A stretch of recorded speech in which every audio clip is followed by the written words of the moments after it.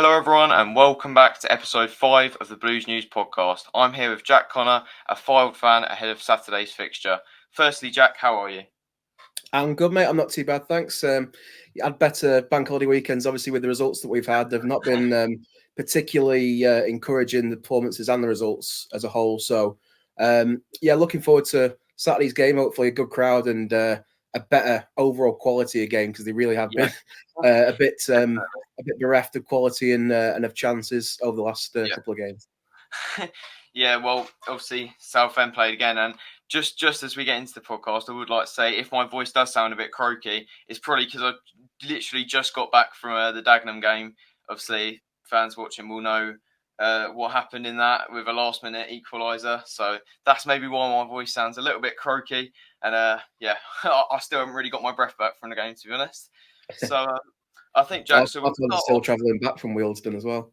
Yeah, I don't envy I don't know why. Surely over the bank holiday weekend, I thought the idea was to have two of your more local games, and we've had Maidenhead and Wealdstone, which are both over 200 miles away. So I don't understand that from the National League, but no, it's an odd one. That is ridiculous. To be honest, for us, it's not been too bad because we had Barnet away, which isn't too far from Southend. I mean, where I live in Kent is an hour and a half. Yes, it's not too bad. I do that for a home game travelling from Kent, so it's Yeah. not too bad. But and then obviously we had a home game today, and even if it was away, it would have been Dagenham, so not too far. So not too bad for us, but some better than others. So I think we'll get into it. So I'd like to sort of talk about your start to the season, 5 starts to the season, the season as a whole, and then we'll move into the game itself. So starting off, I'd just like to talk a bit about your start to the season. So obviously an impressive 3-2 win on the opening day against Solihull with a hat-trick from Nick Horton. If you just talk to us a little bit about that game, were you at that game? I was, yeah. So I'm a season ticket holder. I actually worked for the club for nearly 10 years in the media department, doing stuff like their social media work, so like live tweeting the game. I did commentary for 5 years now, 4.5, 5 years. And I stepped down in the new year, and now I'm a season ticket holder in the North Stand.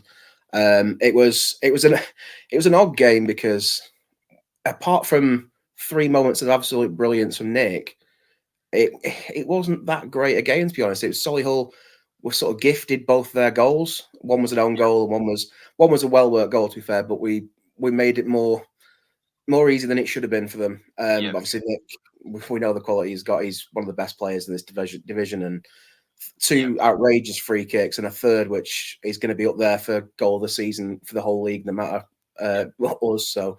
Yeah, it was good, but then we had the game away at Eastleigh, 2-0 up after half an hour. Again, Nick, 2 goals again. He had 5 goals after 120 minutes, I think it was, or something like that. It was outrageous. But then Eastleigh score, and they get a penalty, which is committed outside the box. I'm not sure if you've seen the highlights of that game, but the penalty is several yards outside. And it just swings the momentum back in their favour. They score the penalty. They go on to beat us 4-2. And it's just a sense of not capitalising on that opening day win, which is a really good win. Obviously, Solihull been to Wembley twice last year, and a lot of people fancy them this year. So for us to only have gained 2 points from those 4 games, from Eastleigh and Oldham away, Maidenhead and Wealdstone over the weekend, it's just disappointing. I'd have expected to come off after the first game. I'd expected to come off the last 5 games with 3 wins. Really, I was happy with the draw at Oldham. They've had a good start, and they look like they're getting back on track slowly. But you look at Wealdstone and Maidenhead, particularly Maidenhead at home. Out of those 2 games, you're targeting 4 points really. So to get 1 is really disappointing. It's just a case of a big missed opportunity for me personally, I think. Well, it's weird because you said about how a penalty and it was outside the box and it swung the game in its favour. I mean, that couldn't be a better description of our game today against Dagenham. Really, like the penalty, from where I was sat in Block V, it's like from where I was, it looked like a clear penalty. It looked like he brought him down, and it looked to be in the box. But I've heard from quite a few fans who are a bit closer that it was nowhere near the box and it was minimal contact. So, and straight away, as soon as Dagenham scored that penalty, it was like we were on top up until that moment completely. And as soon as that happened, it was like you know, you could just see them getting into it. They got another goal. It was 2-1, and then obviously we managed to come back. But yeah, it was just funny how you said that, because that was like a perfect description of our game today. Yeah, it happens. It unfortunately happens. The thing I'd say in our game since Solihull is we've got ourselves in some decent positions, particularly the Eastleigh and Oldham games. Yeah. But when we've got into that good position, we've not sort of put our foot down when we've been in control. We've allowed teams to come at us, and particularly the Eastleigh game, you look at that 2-0 up after 30 minutes, you need to be seeing those. At the very least, take a draw. Yeah. But you can't go into that game 2-0 up after half an hour and come out with a defeat. It's crushing, and I think it took away some of the good feeling, I think, from the Solihull game that had been made, obviously. And we got a good result against Oldham, but it's not been capitalised on so far. So it's a big ask for us to try and do it at home to you guys, because I predicted, I think, like a lot of fans, that you'd be up there in the top 4 or 5 this year. Hasn't quite happened for you so far. You've done all right, but you haven't really been getting the headlines as much as, say, Barnet and Eastleigh and things like that. So it's going to be difficult, but I'm looking forward to it, because we had 2 really good games last year, particularly the game at Roots Hall. It was our first. It was our first win since, I think, the 3rd game. We hung on right at the end. I remember there was a chance right at the end which somehow went wide. I can't remember. I was in the press box at Roots Hall, and I had my heart in my mouth as it went across the 6-yard box, and I thought, oh, we're blowing it again. But that was a pretty memorable away day. My first game at Roots Hall, and I'd love to go back again this season if I can. Well, a less memorable day for us, certainly.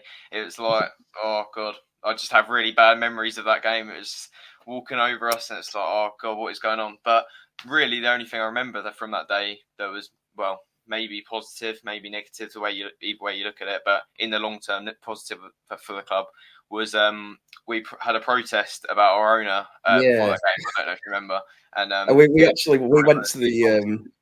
we went to the promenade at Southend. We went to Southend Pier before the game, and we saw a load of Southend fans pouring into the town centre before the game. And that you could tell. We travelled down the night before and stayed in a hotel near the city centre and town centre, and you could just tell in the town driving through that there was a lot of hostility, a lot of the people of Southend and people of the football club were, annoyed they'd had enough, and it was time for a change. And I'm glad that you have been able to sort that out. It's going to be a little while. I'm not sure this year is quite going to be the year based off the start, but there's a decent chance. I think if it isn't this year, I think you've got it nailed down next year, surely.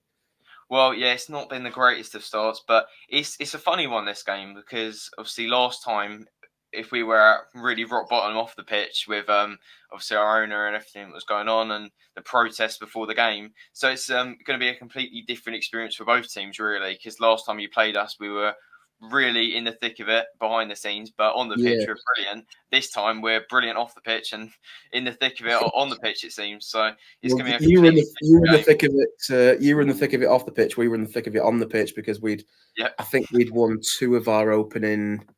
Well, that was actually our second win. So we'd won one of our opening 11 games. And I remember at the time it was a big win, for a huge win.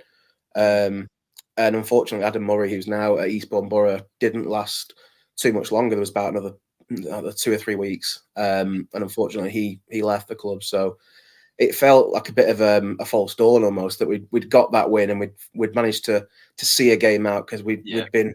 Our issue last year towards the start of the season was red cards at really bad times. Like we were winning at Wealdstone with 25 minutes to go. We had a player sent off. We ended up losing 3-2 in the 98th minute to an overhead kick, which was absolutely gutting.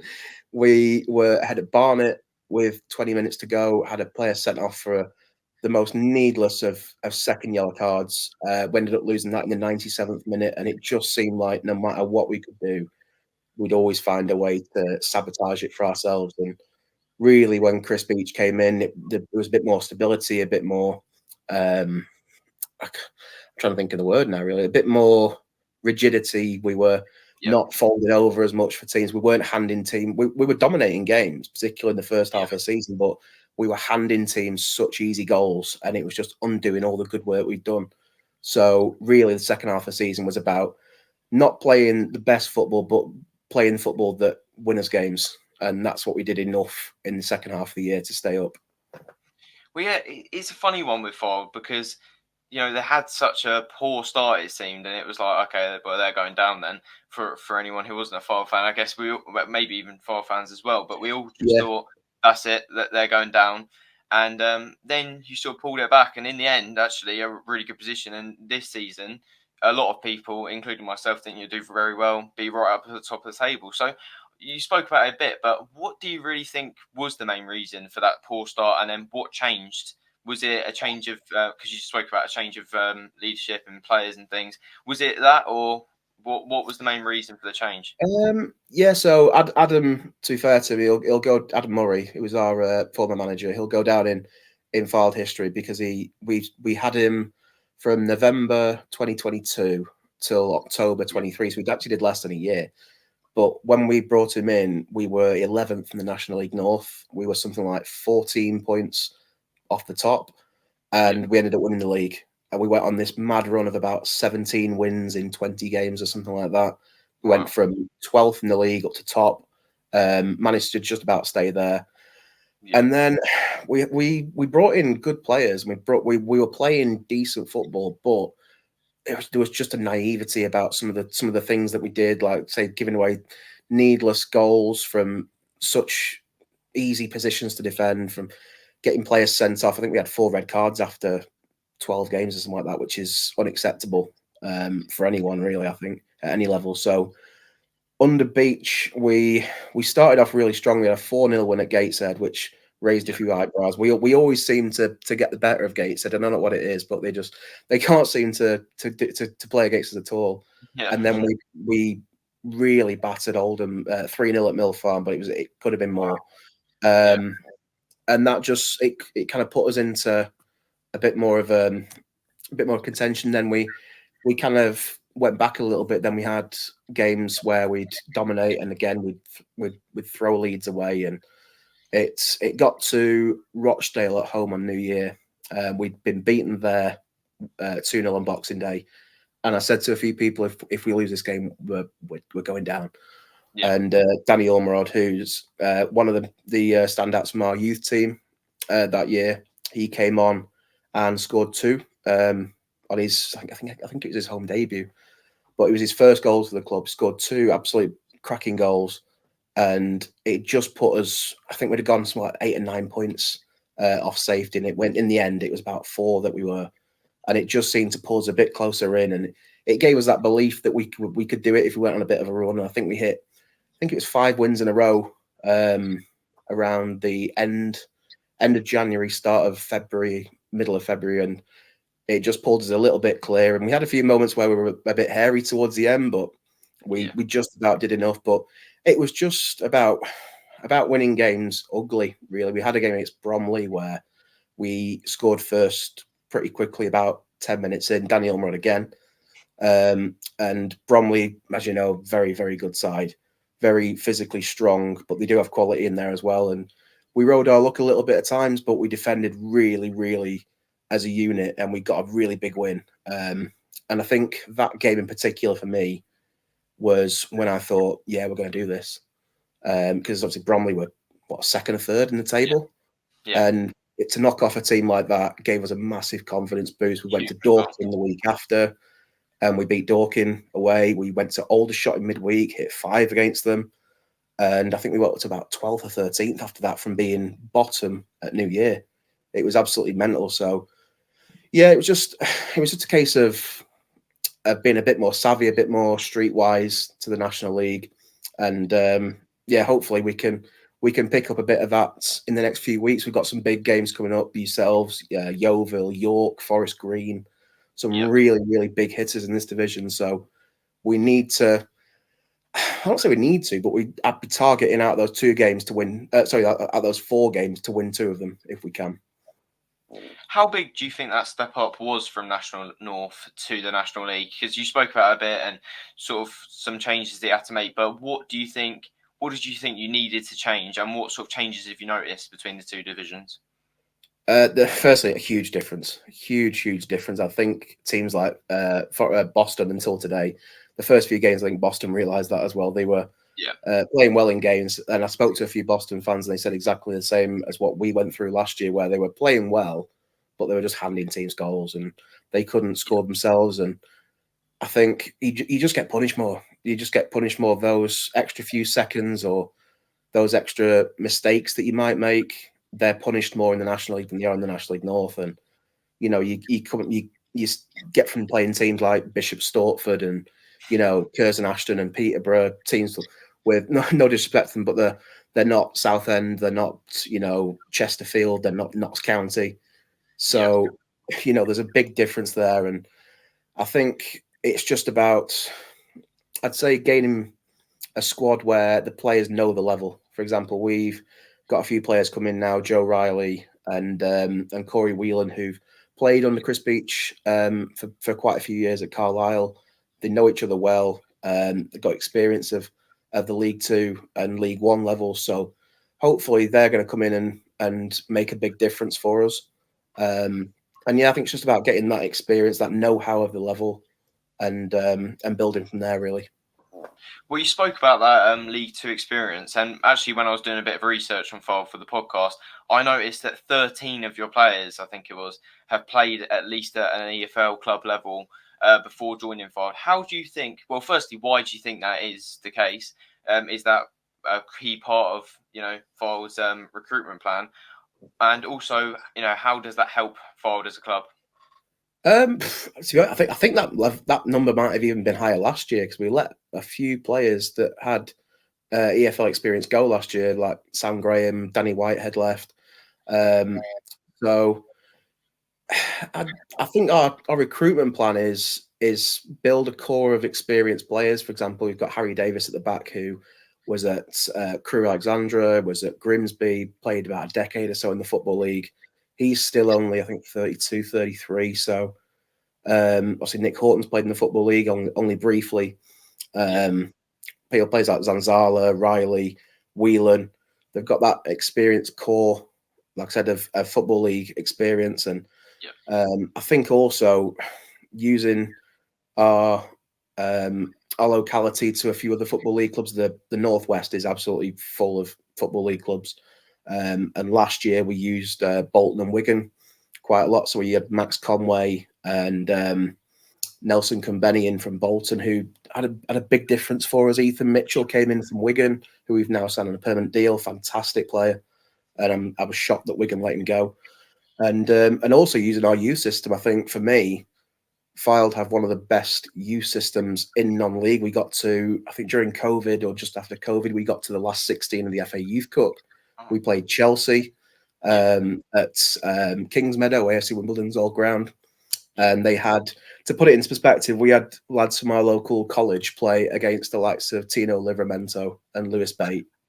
I was expecting it to be double figures, and I think we lost 2-0 in the end, which was an amazing achievement. I was like, wow, we've actually played Chelsea here, some players that are going on to play at probably at international level, Premier League level in Livramento's case.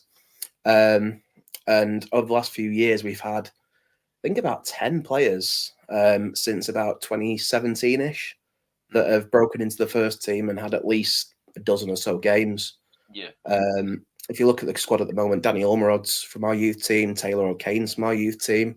We had a couple last year who scored on their debuts that haven't really been featured yet, but have the potential to be. I think a couple of them probably go on loan to like National League North, Northern Premier League clubs. So we've got a fantastic pathway there from the academy into the first team. And hopefully we can see a few more coming in the next year or two. I think it's really interesting when you see a non-league club focusing on youth as much as Fylde are, because I know you said about the experienced players too, but we've spoken about the youth academy, and to be honest, I think a lot of clubs get swept into this sort of buying a lot of EFL experience. And I know obviously I'm contradicting what I said before, because Fylde have so much experience in that team, but it's interesting when a club in non-league focuses as much as Fylde do on youth team, and I think it's really good to see. I think teams kind of kind of forced to a little bit because Yeah. obviously, as you know, there's a lot of clubs out there that are operating on a considerable loss. A lot of I don't think any non-league teams really make money, so it's a cost-effective. Yeah, it's a cost-effective way of getting players that are first-team quality. If you manage to hit on a little bit of a golden streak like we have, we've had quite a few lads since I'd say about 2017. We signed a lad at 15 from Blackburn Rovers who went on to Peterborough. I think he cost them some like £150,000. So that's £150,000 pure profit there. And it's just, like I say, it's just a case of getting those players in at little to no cost. And it also, it gives a lot of the local community, the lads that are at the local sixth forms, the local high schools, it gives them that sort of feeling of I can do this. If I'm a half decent player, I can join Fylde's Academy and I can get there. I've seen the likes of Danny Ormerod, who lives 10 minutes down the road from me. Taylor O'Kane has come through our academy. You look at those players and you think I could do that if I apply myself. Definitely, I think that's a great thing to have, like brilliant role models like that for the youth involved. So I'd like to sort of move on to the season as a whole. So we've spoken about it a little bit, but we've mainly spoken about Fylde historically, in the past few years and what they've done. But I'd like to know a bit about this season. So what do you think of Fylde's chances this season? I think before the season, I've got my own little blog that I do, and I had Southend in 4th and I had Fylde in 10th. And I think a few people said it was a little bit ambitious. I thought, if we apply ourselves as best as we know we can, we can reach those sort of levels. And I thought after the Solihull game, I thought, it shows that we can, but we've not been able to take advantage of the good positions that we've been in. We were ahead 2-0 at Eastleigh, lost the game. We were ahead at Oldham, ended up drawing the game, which, like I said, I'd have taken before kickoff. But the bank holiday weekend, it's kind of put us a little bit back to square, not back to square one, but it's taken a little bit of the shine off the first couple of results. So Maidenhead at home, we know that they're constantly surviving every year against the odds. Alan Devonshire's he gets as much as he can out of a very small budget, but at home in that sort of game, you're expecting 3 points. You're hoping to sort of take the game to them. And first half, we shaded the first half, but second half there was just no energy about the team. There was no creativity coming. Maidenhead looked like the team that were going to score towards the end, and luckily Ben Winterbottom, our keeper, kept him at bay a little bit, saved us a little bit, and it was very concerning. I think everyone in the North Stand where I was, we could tell we're not going to score in this game. It's just going to be hold out for a 0-0 if we can. And today against Wealdstone, I didn't go, but I was listening to our commentary, and it just seemed again very flat, a very easily avoidable goal to concede. And we just, from what I can gather from the commentary, we didn't have that just have that belief really that we were going to get ourselves back into the game. I kept listening purely out of hope rather than expectation that we were going to get something from that game. Wealdstone and Woking are a bit of a bogey side for us. We've played them 7 times, I think, the two teams, and we've lost every single time. Wow. So they've got some kind of hoodoo against us, both of them. So it's put a little bit of a damper on the first 3 games, but they don't get any easier against you guys. And I'm fully expecting you guys to take it to us, and it's up to us to try and raise our game now. Definitely. Well, you mentioned the Wealdstone game, and I was going to bring it up briefly because obviously an ex-Southend player, Henry Sander, and we spoke about youth teams. Well, he came through Southend's youth team, so obviously he scored today. So did you hear much from him on the commentary? I know you said you only listened to the commentary, but did you hear much from him? He came off actually at half time. I think he might have been involved in like a 50-50 challenge, and he's just not quite recovered, or he didn't feel quite right. But he came off at half time. I think from what I could gather, the star player for Wealdstone was 𝗝𝗄𝗄, the winger. I think he'd been at Barnet as well, and he looked like he caused us a bit of trouble as well. So Yeah, Sander. I know he'd come through the system at Southend. I think we played against him last year at Roots Hall. I can't remember. Probably would have. He was, because he was in our youth team and then he went to Hull and then he came back on loan to us last season. So yeah, I think he would have played against Fylde. Yeah, he got substituted at half time, so obviously he was the difference in the end. But yeah, he just got restricted to 45 minutes in the end. That's a shame, but obviously good for him to get a goal. And we saw definitely glimmers of. I've actually interviewed him before, and he was a really nice guy. And yeah, so it's good to see that he's doing well with Wealdstone. I think that's his first goal for Wealdstone, so that's good to see that he's back and scoring. So obviously, we've spoken about Fylde, which is obviously why I had you on. I didn't expect anything else, but obviously it is a Southend podcast, so I think it's interesting to hear people's opinions on Southend who aren't Southend fans, because we have our bias, we have our favourite players, and we're not really gonna, we're not gonna have an unbiased opinion. So, what do you think of Southend's chances this season? I think you got a good chance, to be honest. In my preview that I did, I had you in 4th place. I think you're more than good enough to get really up there towards the top. I don't think this year is quite going to be your year, if I'm honest. I think you're still at least 12 months off being the finished article. I sort of put you in the same kind of bracket as Chesterfield. Like they had that amazing season where Wrexham and Notts County were 30 points ahead of the rest. And Chesterfield were kind of like the best, the comfortable best of the rest. Like you knew if Wrexham and Notts County were going to go up, which they did, that it was pretty much Chesterfield's next year. Yeah. And that's the way that I see it with Southend. If you can get the right players in, if you can get everything right behind the scenes, obviously the fan base is obviously there for up to, I'd say up to League One, potentially Championship level, if you can expand on that. But I think there's a couple of other clubs there. I might as well name Barnet and Forest Green for me, who are just that little bit more ahead in terms of being ready for the Football League. But it wouldn't surprise me at all if you managed to get in that top 7 and end up winning it, just from the sort of the momentum of the fan base alone. Like you see, obviously, if it's going well, Roots Hall is rocking. It's a very old-fashioned ground. There's a really good atmosphere there, and obviously Southend, if they got down to Wembley, you'd be taking 25,000-30,000 down to Wembley. It'd be very, very. It'd be a sea of blue, really, wasn't it? It reminds me of, we played Leyton Orient in the FA Trophy final in 2019, and 5,500 went down from the Fylde coast, which for us was really good. But there was, I think, just shy of 30,000 Leyton Orient fans there. It was just covered in red. Wembley's already, but it was just a sea of red and white, and we ended up winning that game actually against the odds. But I'd imagine it'd be the same thing. It'd just be whoever you played, unless it was an Oldham or a team like that, for example, that you'd absolutely outnumber the opposition, whoever it was. And yeah, I think the target for you has to be the playoffs. I think if you finished outside the top 7, I think probably the fan base would see it as not a failure, but it wouldn't be a positive. I think you really have to finish in the top 7 for it to be a success.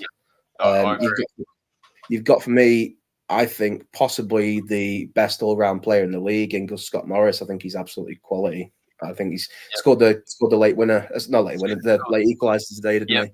Yep. And also, I think the other best player in the division for me is the lad that scored against you, Josh Rees for Dagenham. I think he's absolutely top class. And if you were to take a player like him, I think that could be one of the final pieces of the puzzle almost. So I think if you get that, I think if you can get, there's been a lot of talk of Paul McCallum at Eastleigh. That's kind of died down a little bit now. But if you were to get that 25, 30 goal a season striker, I think that could be it to finish it. Because last year, I think he had one of the best defenses in the league. If I remember rightly, one of the best defensive records. So I think it's just about adding to that up top now and getting that 25, 30 goal a season striker and that really commanding presence in the midfield. So if you could get, like, for example, Rees and McCallum, I think you'd be right up there. Well, I think with Southend, it's a really difficult one because on paper we should be up there. We've not had a great start, so it's about seeing how we do in the next 4 or 5 games and seeing if we can pick up the pace. But really, I think we've got a few issues. I think one is definitely depth. I mean, even today against Dagenham, it's like they're bringing on players all throughout the game. From the 50th minute, 60th minute, and we're really only making one sub until the 80th minute. And I'm sure if 𝗝𝗄𝗎 could make more, he would, but we just don't really have the bench for it. And I think that's one of our biggest issues. And I think another issue we have is our midfield is quality. We've got quality in our midfield. We've got 𝗝𝗄𝗎, 𝗖𝗢𝗡, and 𝗏oka, brilliant players in midfield. Always been impressed by 𝗖𝗢𝗡. I've always been impressed when I've seen him play, and Jack Bridge as well. He's a great player, but I think the issue with our midfield, whilst it's so good, when you look at those players, they're just too similar, and you need you need a player who's different. They're all just, they've got very similar builds. They're quite similar players, all of them. I mean, 𝗝𝗄𝗎, more defensive than the others, but in terms of stature and technique, they're quite similar. And I think we just need somebody a bit different, just a bit taller, a bit stronger. And I think George Moncur will provide that for us. I think that was another really good signing there. I think I've seen him play quite a few times. I've seen the Fylde Coast is very, very close to a lot of league clubs, so I've seen him play at the likes of Morecambe and Fleetwood and Accrington. I've seen him play quite a few times. I think he's a really good signing. So I think he'll do a lot for you. Has he played yet at all? Or so he started his first. I believe he started his first. Yeah, he didn't start against Barnet. He started his first game today. He's played a little bit off the bench, but to be honest, I don't think the plan today was for him to play the whole game because his fitness clearly isn't quite there.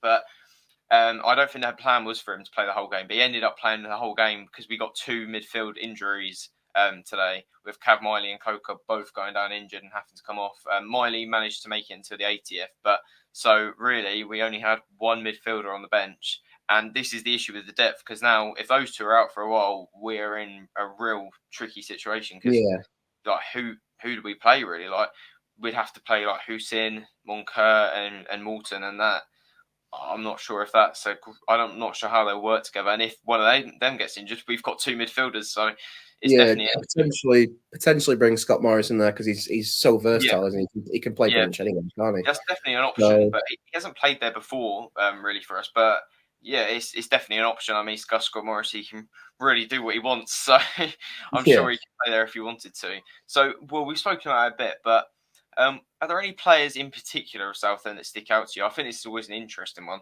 To be honest, just the lads that you've mentioned there, obviously Scott Morris, I think he's on 4 goals already this season, and he's 4 and 5. a fullback / right midfielder. He's not one that you expect to get amongst the goals. I really like Nathan Ralph. I think he's a really, really good centre half. I think more gets talked about Crowther and Kensdale, but I particularly out of those 3 prefer Ralph.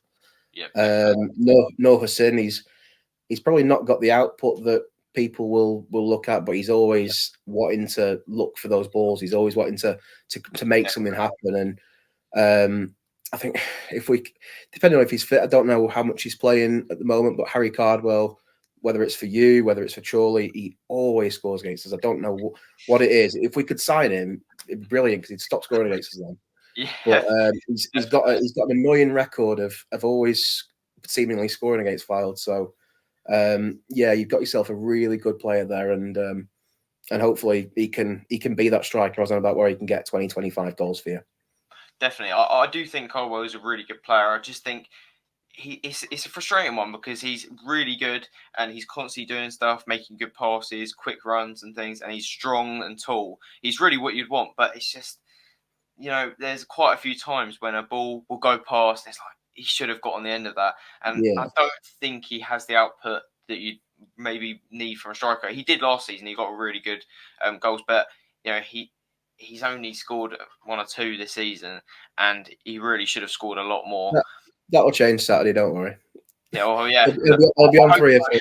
It'll be on 3 or 4 by 5 o'clock on Saturday. Don't worry about that.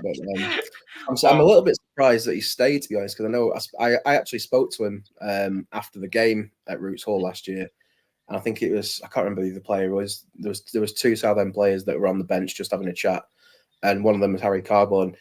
He commutes from Hull, which from Southend is like 3 hours at least.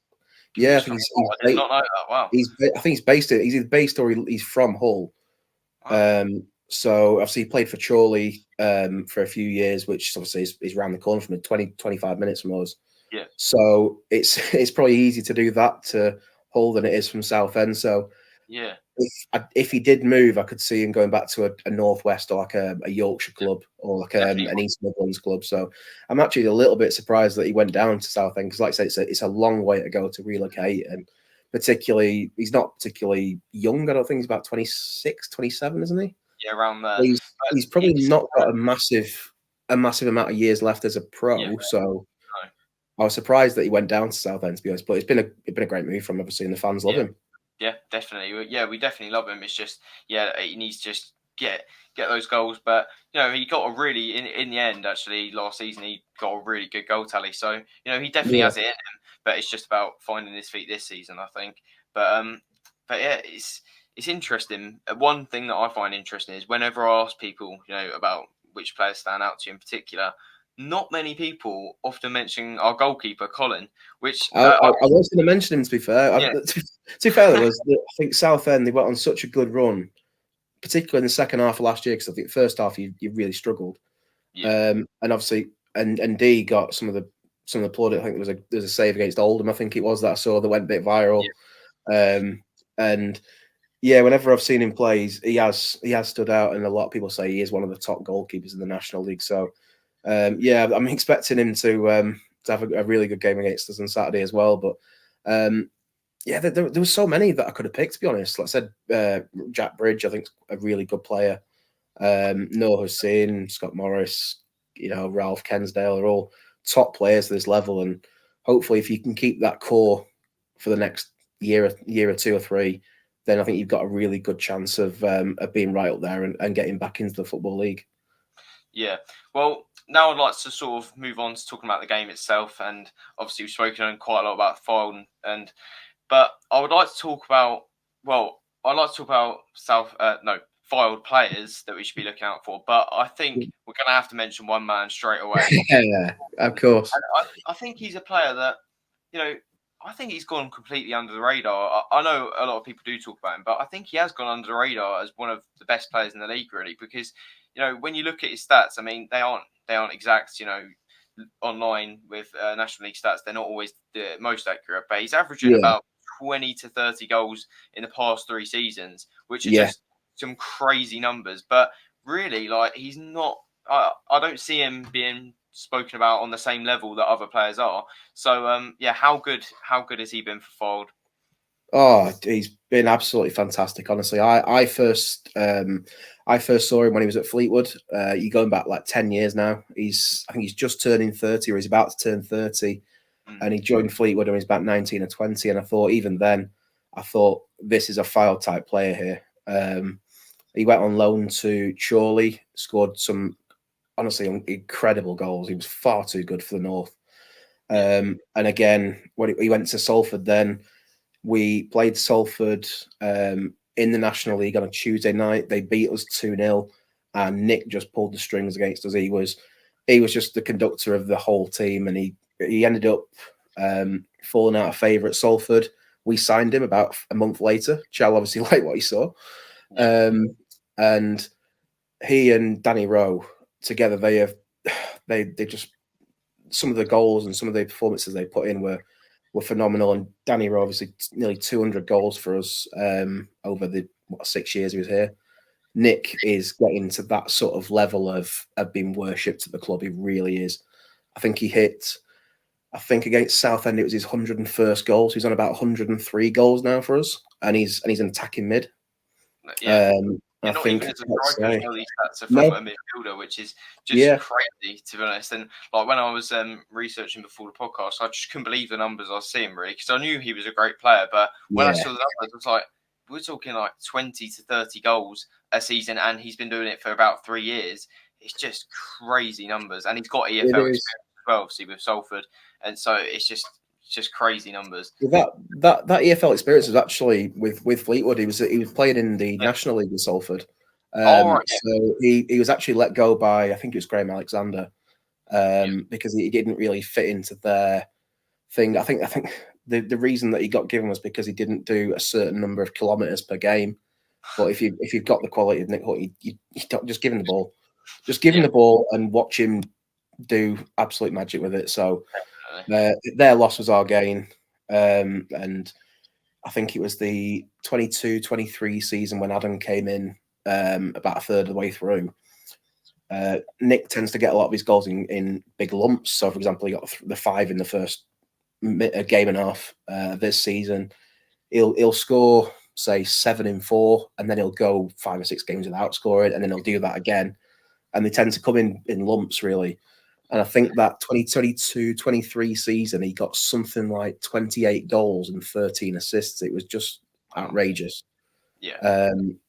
And like I think the reason that he goes a little bit under the radar compared to some players is because he's not at an Oldham, he's not at Hartlepool, he's not at a York or a Southend, he's not at one of these big clubs. He's at Fylde, one of the smallest clubs in the league. A bit like I think one that gets a bit more credit is 𝗝𝗄𝗄 at Gateshead. Very similar players. Nick's probably a bit more technical, I think, a bit more sort of fancier footwork than 𝗝𝗄𝗄. He's a top player himself.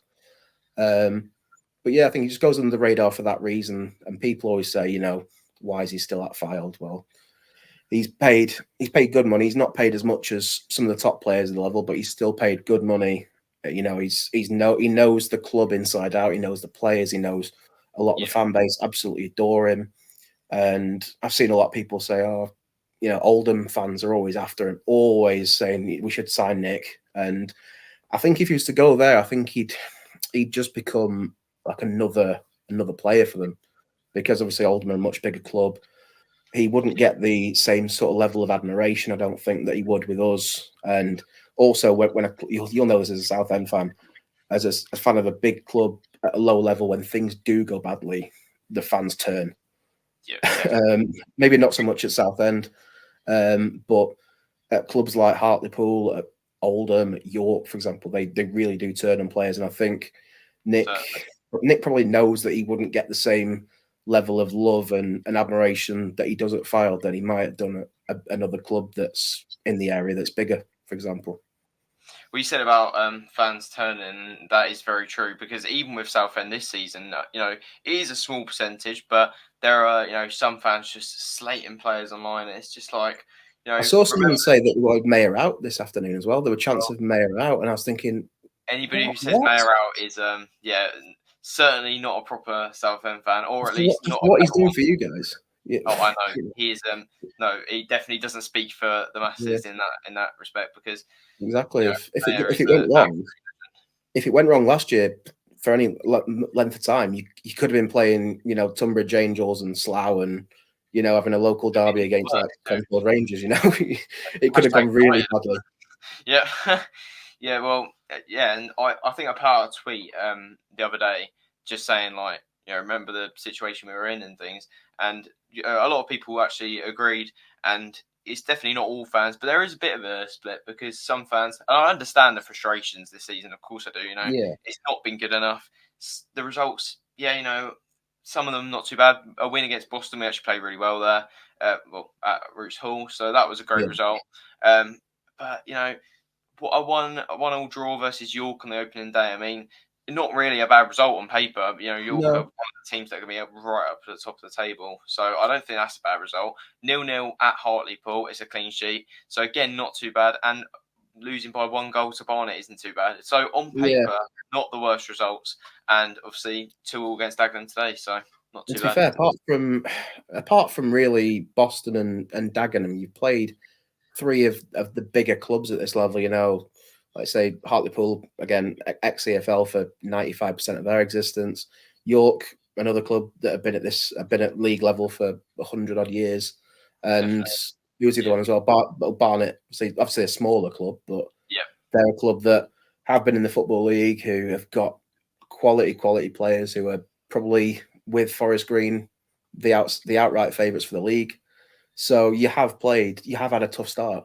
So I can understand fans that are a bit frustrated that you're not a bit higher up, but you know you're going to have a kind of run coming up, which is the opposite of us. I've got to say we've got a bit of a crunch run at the moment. Obviously yourselves, Forest Green, Yeovil, and York, who are all big clubs, have got, you know, forward momentum going on their side, and it's up to us now to sort of raise our game.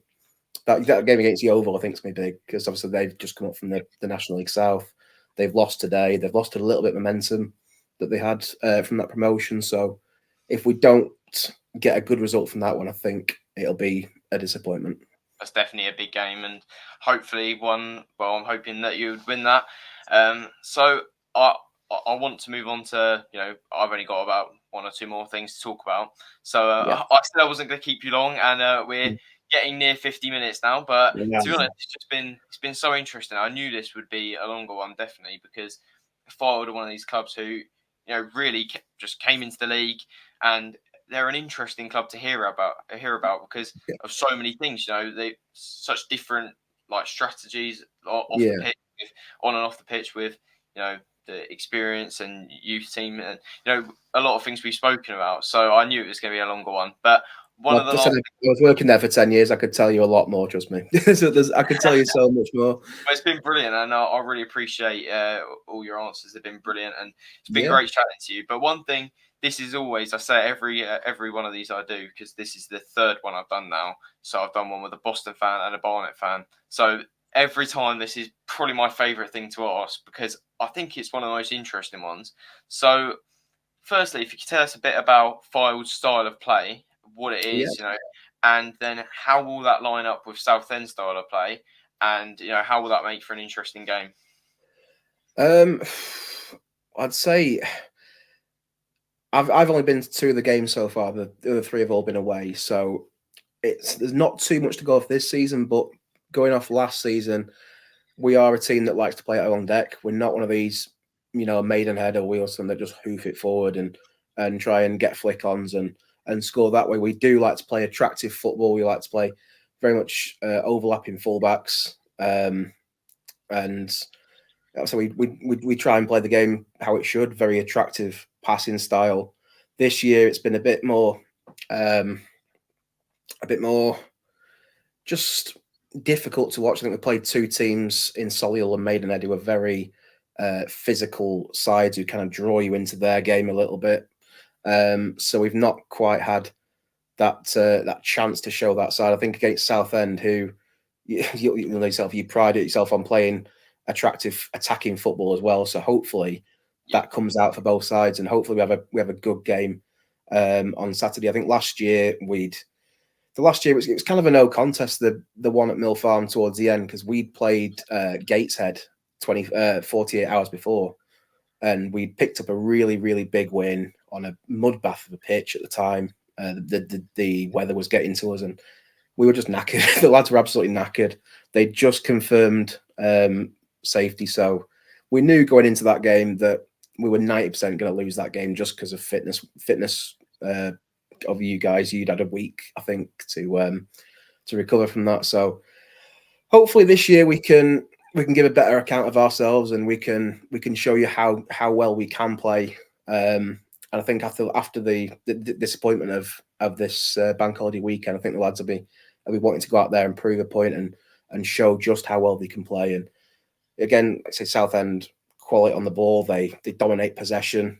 They're very patient in the build up, and I'd imagine there'll be best part of 1,000 Southend fans down there on Saturday. They bring an awful lot wherever they go, and it should translate into a really attractive and attacking game, and hopefully we're both sat there after a really good game and fairly happy with the result that we've got.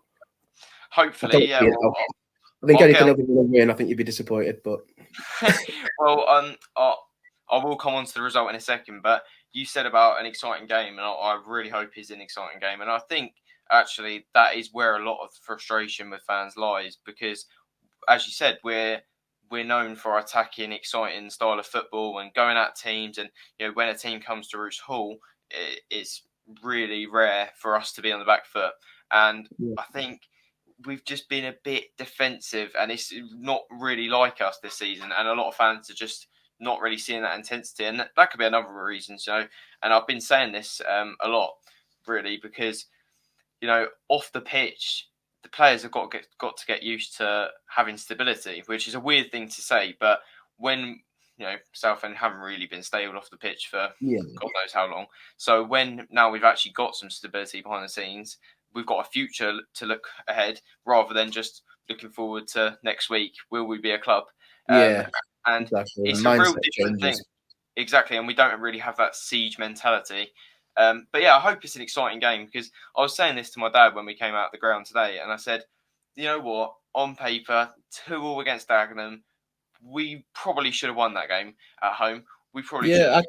I thought you'd win it, to be fair. I thought you'd come. I didn't think you'd dominate the game. I didn't think it'd be, a 3 or 4-0, but no. I went into that one seeing, I think you went 1-0 up fairly quickly, I think, in that game.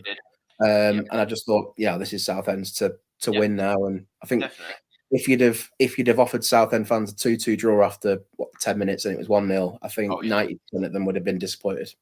Yeah, definitely. But I was saying to my dad, like, it's not the greatest result. We should have won, and even watching the game, we should have won. We were all over Dagenham.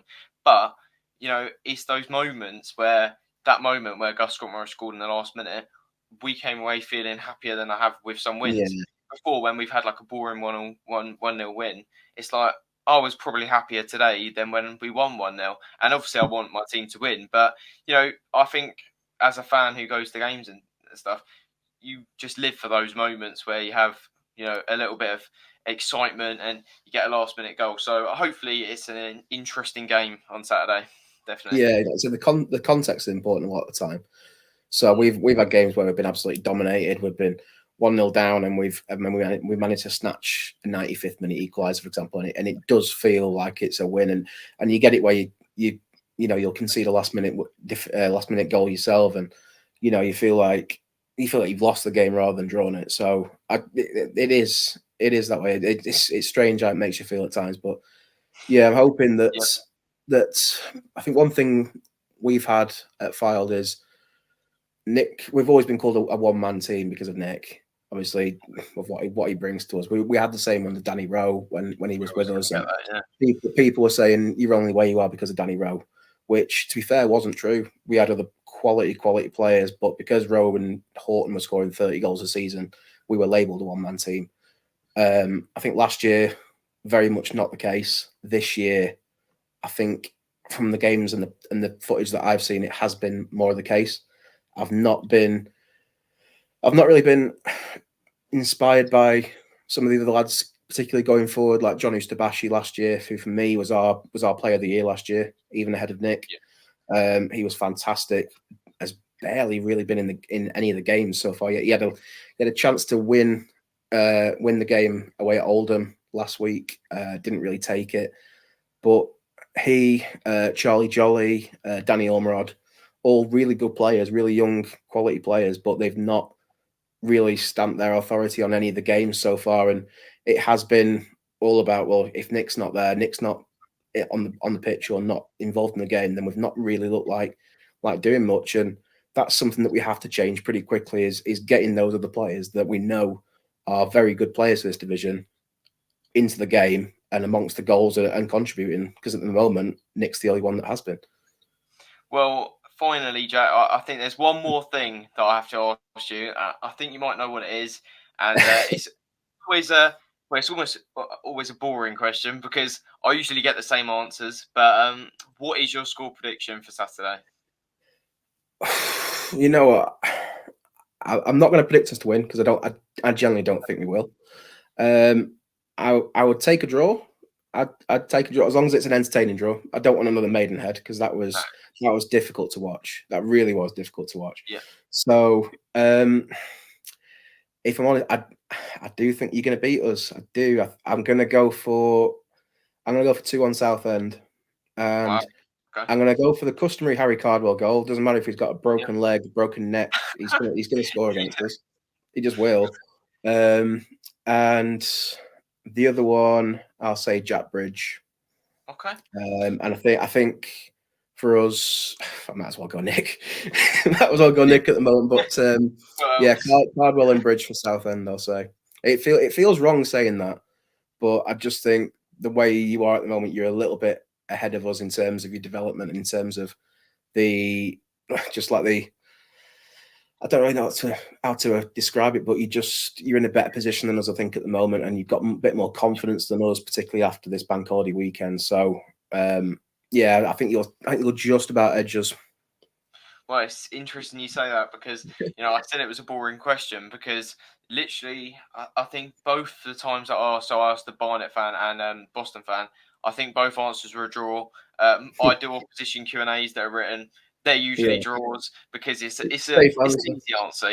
You're keeping both sides happy. You don't want to say your side's going to lose, but you don't want to come in here and go, we're going to beat Southend 5-0, and all the Southend fans hate you. So yeah, I'm glad you didn't go. I'm hoping now. I'm hoping I'm going to be invited back on if I go for you guys to win. Yeah. So. Yeah. Well, you definitely will now.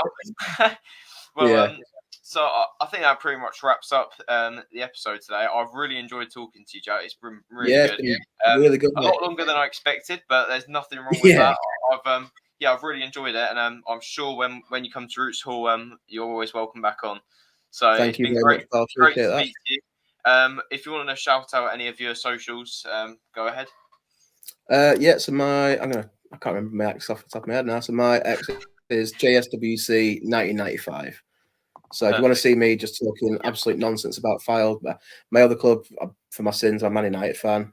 Both sides of my family from Manchester, and I grew up in a Man United supporting household. So United are my other team. So 95% of my tweets are either about Fylde United or winding up other fans because it's fun, isn't it?